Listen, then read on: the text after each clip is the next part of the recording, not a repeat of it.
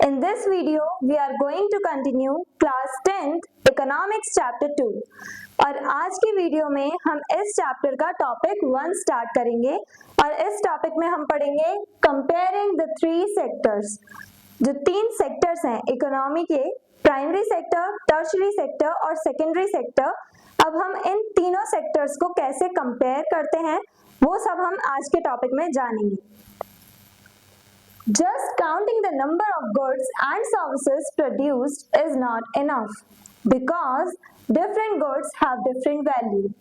अगर हम सिर्फ नंबर्स काउंट करें यानी क्वांटिटी देखें कि कितने नंबर ऑफ गुड्स प्रोड्यूस हुए हैं, कितनी चीजें, कितने प्रोडक्ट्स हमने बनाए हैं, अगर हम सिर्फ इतना ही नोटिस करें, इतना ही काउंट करेंगे तो ये काफी नहीं है। ये हमें सही अमाउंट नहीं बताता है किसी चीज का। क्यों? क्योंकि हर एक गुड का यानी हर एक मटेरियल का जो प्राइस है, जो वैल्यू है, वो भी अलग होती है और इसी की वजह से एक सही अमाउंट हमें नहीं पता चलता, हम सही तरीके से कंपेयर नहीं कर पाते इन सेक्टर्स को। For example 1 kg of rice is not equals to 1 car. जैसा कि अब हम क्वांटिटी एक ही ले रहे हैं, 1 kg राइस है और 1 कार है हमारे पास। अब दोनों की वैल्यू यानी दोनों की जो कॉस्ट है, जो प्राइस है, वो बहुत ज्यादा उनके बीच में डिफरेंस है, यानी कि कार का प्राइस बहुत ज्यादा हाई होगा और 1 kg ऑफ राइस बहुत सस्ते में मिल जाएगा, हमें बहुत चीप रेट पे मिल जाएगा। तो यहाँ पे हमें ये पता चल रहा है कि हमें नंबर्स नहीं, हमें वैल्यू काउंट करनी चाहिए। फॉर एग्जाम्पल अगर किसी कंट्री की बात करें, ये मान लो कोई एक ए कंट्री है एंड ये बी कंट्री है। अब ए कंट्री में अगर हम बोले 1000 प्रोडक्ट्स प्रोड्यूस किए गए हैं और यहीं बी कंट्री में अगर बोले कि 5000 गुड्स प्रोड्यूस हुए हैं, तो क्वांटिटी अगर हम देखें यानी नंबर्स की बात करें तो बी कंट्री जो है उसमें हमें लगेगा कि हाँ बहुत सारे प्रोडक्ट्स प्रोड्यूस किए गए हैं, इसकी इकोनॉमी हाई होगी ए के कंपैरिजन में। बट अगर मान लो 500 ये बस पेंसिल्स बनाई गई हैं, पेन बनाए गए हैं, 5000 पेन्स बनाए गए हैं और यहाँ पे ए कंट्री में ये 1000 कंप्यूटर्स बनाए गए हैं, कार्स बनाई गई हैं, तो दोनों की वैल्यू में फर्क आ गया। यहाँ पे जो 1000 प्रोडक्ट्स हैं वो भारी पड़ेंगे यहाँ के 5000 प्रोडक्ट्स पे। तो ये जो कंपैरिजन है, जब हम अलग अलग सेक्टर्स को कंपेयर करते हैं तो हम लोग उनकी वैल्यू देखते हैं, प्राइस देखते हैं, ना कि कितने नंबर ऑफ गुड्स प्रोड्यूस हुए हैं, कितने प्रोडक्ट्स बने हैं, ये ना देख करके हम प्राइस यानी वैल्यू पर ज्यादा फोकस करते हैं। That's why instead of quantity, economists use the value of goods and services produced. इसी वजह से ये जो हमने डिफरेंस देखा क्वांटिटी में और वैल्यू में, इसी वजह से जो इकोनॉमिस्ट हैं वो जब भी इन सेक्टर्स को या जब भी अलग अलग कंट्री के इकोनॉमी को कंपेयर करते हैं तो सबसे पहले वो नोटिस करते हैं गुड्स और सर्विस के वैल्यू को। वो ये नहीं देखते कि कितने अमाउंट ऑफ या फिर कितने नंबर ऑफ प्रोडक्ट्स बने हैं, कितनी चीजें बनी है, प्रोड्यूस हुई हैं, वो ये नहीं देखते। वो इस चीज पे फोकस करते हैं कि ये जितने भी प्रोडक्ट्स हैं, जितना भी यहाँ पे प्रोडक्शन हुआ है, सर्विसेज हैं, गुड्स हैं, जितने भी प्रोड्यूस किए गए हैं, उनकी वैल्यू क्या है, क्या उनकी कॉस्ट है, इसे मेजर किया जाता है। But here too we count only the value of final goods and services. लेकिन यहाँ भी ऐसा नहीं है कि हम हर एक प्रोडक्ट का या हर एक गुड का प्राइस या वैल्यू ऐड कर लेते हैं। नहीं, हम लोग यहाँ पे जो फाइनल गुड्स हैं, फाइनल सर्विसेज हैं, उनकी वैल्यू को ऐड करते हैं, उनकी वैल्यू पे फोकस रखते हैं। क्यों? तो वही अब हम देखेंगे final goods versus intermediate goods. Intermediate goods, अब मान लो मुझे व्हीट से ब्रेड बनानी है, तो ये जो व्हीट मैंने यूज किया है, ये व्हीट और उसके बाद मैंने मान लो मिल्क यूज किया, मैंने काफी सारी चीजें यूज करी, एग यूज किया, वो सारी जो चीजें हैं, वो सारे जो प्रोडक्ट्स हैं वो सब आएंगे जिन्हें मैंने as a raw material use किया। ये सारे प्रोडक्ट्स, ये सारे रॉ मटेरियल्स इंटरमीडिएट गुड्स की कैटेगरी में आएंगे, जिनके थ्रू मैंने ब्रेड बनाई, वो सारे प्रोडक्ट्स इंटरमीडिएट गुड्स हैं। और जो मैंने फाइनल गुड बना लिया, यानी ब्रेड बनाई है मैंने, वो मेरा फाइनल गुड हो गया। तो फाइनल गुड्स और इंटरमीडिएट गुड्स में फर्क समझ पा रहे होगे? If we count both, it will lead to double counting, same product counted multiple times. अगर हम लोग फाइनल गुड्स और इंटरमीडिएट गुड्स दोनों की वैल्यू को काउंट करेंगे, दोनों के प्राइस को ऐड करेंगे, तो हमारे पास जो अमाउंट आएगा वो बहुत ज्यादा होगा। वो सही अमाउंट नहीं होगा, क्योंकि अगर मैं जैसे व्हीट मैं जहाँ से खरीद के लाई, मैंने जहाँ से मिल्क लिया, वो सारा जो अमाउंट है, मानो मेरा टोटल कॉस्ट ब्रेड बनाने में मुझे जो टोटल कॉस्ट पे करनी पड़ी वो फॉर एग्जाम्पल 50 रुपीज थी। अब ये जो 50 रुपीज मैंने पे किए हैं, तो अब मुझे अपना भी प्रॉफिट अर्न करना है, तो इसीलिए मैं उसी ब्रेड को 80 रुपीज में सेल कर दूंगी, बेच दूंगी।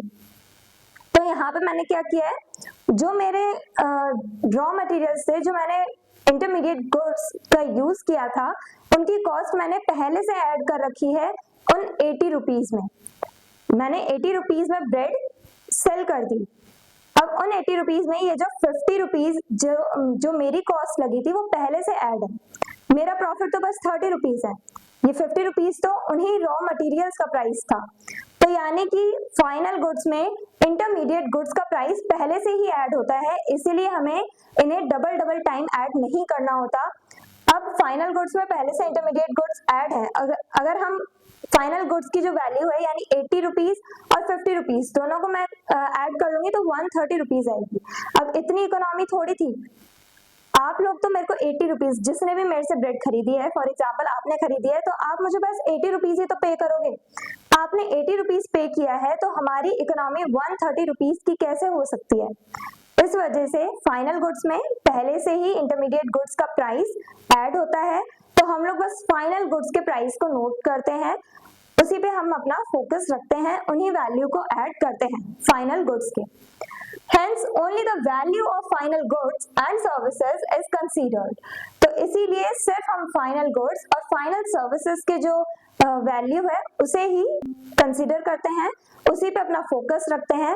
और ये जो फाइनल गुड्स एंड सर्विसेज की फाइनल गुड्स की जो वैल्यू होती है, यही हमारी इकोनॉमी जनरेट करती है, यही बताती है कि हमारी इकोनॉमी कितनी डेवलप हुई और हमारी इकोनॉमी में एक तरह से कितनी इनकम जनरेट हो रही है।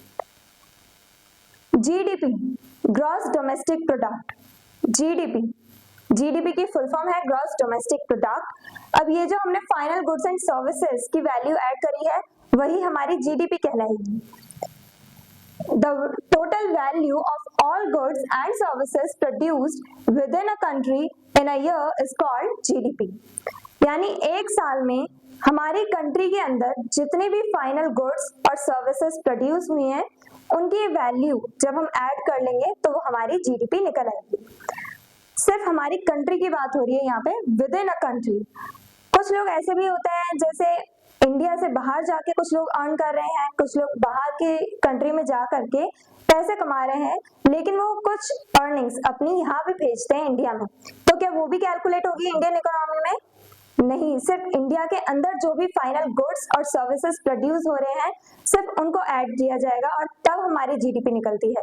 यानी एक साल में हमारी कंट्री में, किसी भी कंट्री में एक साल में कितने final goods and services produce हुए हैं और उनकी क्या वैल्यू है, यानी हम फाइनल गुड्स एंड सर्विसेज की वैल्यू को ऐड करेंगे तब हमारी जीडीपी निकल आएगी। एक साल में जितने भी final goods and services produce हुई हैं उनकी वैल्यू को ऐड करके यहाँ हमारी जीडीपी निकल आती है। Who estimates GDP? अब ये जीडीपी कैलकुलेट करने का काम किसका होता है? In India, GDP is calculated by central government ministry with the help of data collected from small states and union territories. India की अगर हम बात करें तो इंडिया में जो जीडीपी कैलकुलेट करने का काम है वो सेंट्रल गवर्नमेंट मिनिस्ट्री को दे रखा है। सेंट्रल गवर्नमेंट जो हमारी मेन नेशनल गवर्नमेंट है उसे कहा जाता है सेंट्रल गवर्नमेंट। तो हमारे इंडिया में सेंट्रल गवर्नमेंट मिनिस्ट्री ये रोल प्ले करती है जीडीपी कैलकुलेट करने का। और ऐसा नहीं है कि सेंट्रल गवर्नमेंट ही सारा काम संभालती है, हमारे 3 टियर्स ऑफ गवर्नमेंट है इंडिया में, central government, state government and then local government. तो ये जो 3 टियर ऑफ गवर्नमेंट है, ये जो 3 टियर्स ऑफ गवर्नमेंट है, इनमें काम बटा हुआ होता है। लोकल लेवल पे जो लोकल गवर्नमेंट है हमारी, जो डिस्ट्रिक्ट गवर्नमेंट्स होते हैं, कलेक्टर्स होते हैं, वो सब डेटा कलेक्ट करते हैं और फिर वो स्टेट गवर्नमेंट तक इस डेटा को ट्रांसफर करते हैं, पहुंचाते हैं एंड देन स्टेट गवर्नमेंट जो है वो ये रिपोर्ट तैयार करके सेंट्रल गवर्नमेंट को दे देती हैं, सबमिट कर देती हैं। ऐसे ही हर एक स्टेट अपनी रिपोर्ट सबमिट करता है सेंट्रल गवर्नमेंट को और तब जाके हमारी जीडीपी फाइनली कैलकुलेट की जाती है सेंट्रल गवर्नमेंट मिनिस्ट्री के थ्रू। तो यहाँ पे हर कोई अपना रोल प्ले कर रहा है, स्टेट, यूनियन टेरिटरीज ये डेटा कलेक्ट करके देते हैं सेंट्रल गवर्नमेंट को और फिर मेन रोल प्ले करती है सेंट्रल गवर्नमेंट मिनिस्ट्री और ऐसे हमारी जीडीपी कैलकुलेट की जाती है। आई होप ये आपको एकदम समझ में आया, एकदम क्लियर है। ये हमने आज के टॉपिक में जाना समझा कि कैसे हम इन तीनों सेक्टर्स को कंपेयर करते हैं और जीडीपी के ही बेसिस पे हम अलग अलग कंट्रीज को, डिफरेंट नेशंस को कंपेयर कर पाते हैं एक दूसरे के साथ। I hope everything is clear. अगर आपको इस चैप्टर के डिटेल नोट्स चाहिए तो हमारी वेबसाइट studyseed.net पर विजिट करें, लिंक डिस्क्रिप्शन बॉक्स में गिवन है। मिलते हैं नेक्स्ट वीडियो में नेक्स्ट टॉपिक के साथ। Stay curious, stay consistent. Thank you very much.